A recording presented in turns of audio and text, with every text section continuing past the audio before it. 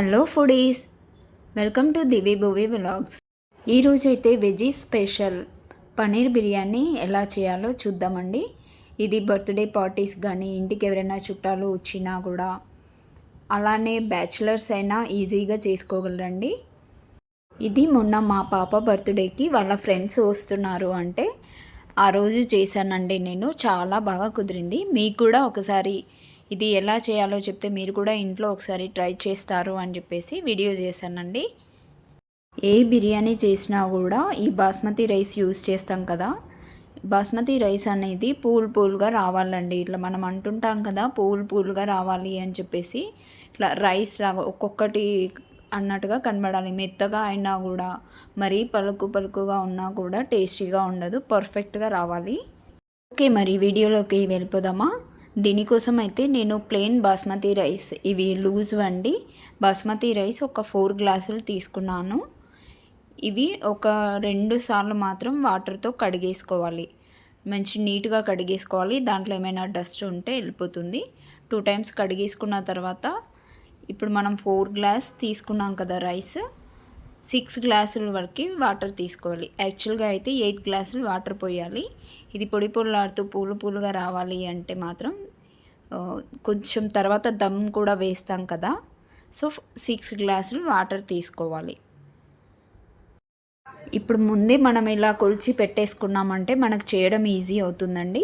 ఇలా 6 glasses water తీసుకొని ఈ రైస్ని ఒక 1 అవర్ పాటు నాననివ్వాలండి. ఇంకా పన్నీర్ తీసుకొని వాటిని ఈక్వల్ క్యూబ్స్గా కట్ చేసుకోవాలి. ఇక్కడ నేను 400 గ్రామ్స్ వరకు తీసుకున్నాను పన్నీర్ని. తర్వాత దానిలో ఒక స్పూన్ వరకు పసుపు వేసేసుకోవాలి. సాల్ట్ కూడా ఒక స్పూన్ వరకు వేసుకోవాలి. తర్వాత జీరా పౌడర్, ఆ తర్వాత కాస్త గరం మసాలా, ధనియా పౌడర్ వేసుకొని రెడ్ చిల్లీ పౌడర్ కూడా ఒక 2 స్పూన్స్ వరకు వేసేసుకోవాలండి. ఫ్రెష్ అల్లం వెల్లుల్లి పేస్ట్ కూడా ఒక స్పూన్ వేసుకోవాలి. తర్వాత పెరుగు, ఇది కాస్త పుల్లగా ఉండాలండి, మరీ తీయగా కాకుండా మరీ పుల్లగా కాకుండా ఉండాలి. అప్పుడైతేనే బిర్యానీ చాలా టేస్టీగా ఉంటుంది. అలాగే ఒక నిమ్మకాయ తీసుకొని దాని రసం తీసుకున్న తర్వాత రసాన్ని దీంట్లో వేసి కలిపేసుకోవాలి. ఇక అంతా ఒక్కసారి కలిపేసి పక్కన పెట్టుకోవాలి. ఇప్పుడు ఆనియన్స్ కట్ చేసుకొని ఒక బాణీలో ఆయిల్ పోసుకొని ఈ ఆనియన్స్ని అన్నింటినీ గోల్డెన్ బ్రౌన్ వచ్చేంత వరకు, లైట్ గోల్డెన్ బ్రౌన్ వచ్చేంత వరకు ఫ్రై చేసుకోవాలండి. ఇలా లైట్ గోల్డెన్ బ్రౌన్ వచ్చిన ఆనియన్స్ అన్నింటినీ ఒక పక్కగా తీసి పెట్టుకోవాలండి. దానిలో నుంచి ఆయిల్ అంతా వెళ్ళిపోవాలి. ఇవి క్రిస్పీగా అయిపోవాలండి ఆనియన్స్. తర్వాత పుదీనా, కొత్తిమీర ఇవన్నీ తీసి కట్ చేసుకొని పక్కన పెట్టేసుకోవాలి. ఒక గిన్నె తీసుకొని దానిలోకి పల్లి నూనె, నెయ్యి, ఒక 2 స్పూన్ల వరకు నెయ్యి తీసుకొని వేడి అవ్వగానే బిర్యానీ పలావు ఆకులు, కొంచెం షాజీరా, అలానే ఒక ఇంచు వరకు దాల్చిన చెక్క, 4-5 లవంగాలు, ఒక 4 ఇలాచి, అనాస పువ్వు, జాజికాయ, జాపత్రి, ఇవన్నీ హోల్ గరం మసాలా అంటాం కదండి మనం. వీటన్నింటినీ ఒకసారి ఆయిల్లో వేసుకొని మంచిగా ఫ్రై చేసుకోవాలి. తర్వాత పుదీనా కొంచెం ఫ్రై అవ్వగానే కొత్తిమీర కూడా వేసుకోవాలండి. ఇది పలావు ఆకండి, మా పిన్ని వాళ్ళ ఇంటి దగ్గర ఉంటే తెచ్చుకున్నాను. చాలా టేస్టీగా ఉంటుందండి. ఇది వేస్తే స్మెల్ అయితే గుమగుమాయిస్తుందండి. కాలనీ మొత్తం స్మెల్ వచ్చేస్తుందండి. మనం బిర్యానీ చేస్తున్నామని అందరికీ తెలిసిపోతుంది. అలానే కాస్త అల్లం వెల్లుల్లి పేస్ట్ వేసుకొని ఫ్రై అవ్వగానే 2 పచ్చిమిర్చి కూడా వేసుకొని అవి ఫ్రై అవ్వగానే ఇక మనం ఇందాక మ్యారినేట్ చేసి పెట్టుకున్నాం కదండి, ఆ పన్నీర్ని తీసుకొని దీంట్లో వేసి కొద్దిసేపు ఫ్రై అవ్వనివ్వాలండి. ఇలా ఆయిల్ మొత్తం పైకి తేలాలి, అంతే, అంతవరకు చాలండి. ఇంకా ఇది ఒక 5 మినిట్స్ మూత పెట్టేసుకొని తర్వాత ఇది దగ్గరికి రాగానే, గ్రేవీ అంతా దగ్గరికి రాగానే సగం వరకు తీసి ఒక గిన్నెలోకి షిఫ్ట్ చేసుకోవాలండి. రైస్ ప్రిపేర్ చేసుకుందాం. దానికోసం అయితే ఒక గిన్నె తీసుకొని దానిలో ఒక 2-3 స్పూన్ల వరకు ఆయిల్ వేసుకొని ఒక 2 స్పూన్స్ నెయ్యి వేసుకొని అది వేడవగానే ఇంకా పలావ్ ఆకులు, హోల్ గరం మసాలా, పుదీనా, కొత్తిమీర, ఇందాక ఫ్రై చేసి పెట్టుకున్న ఆనియన్స్ ఏవైతే ఉన్నాయో అవి వేసుకొని ఒక్కసారి ఫ్రై చేసుకోవాలండి. తర్వాత దానిలో కొంచెం అల్లం వెల్లిపాయ పేస్ట్ కూడా వేసేసుకొని ఫ్రై అవ్వగానే ఇందాక మనం వాటర్ కొలిచి పెట్టుకున్నాం కదండి, ఆ వాటర్ పోసేసుకోవాలి. మనం రైస్ నానబెట్టుకున్నాం కదండి, అవే వాటర్ పోయాలి. అలానే ఒక స్పూన్ వరకు సాల్ట్ వేసుకోవాలి. ఒక్కసారి మూత పెట్టేసుకొని ఒక 5 మినిట్స్లో ఇది మరిగిపోతుందండి.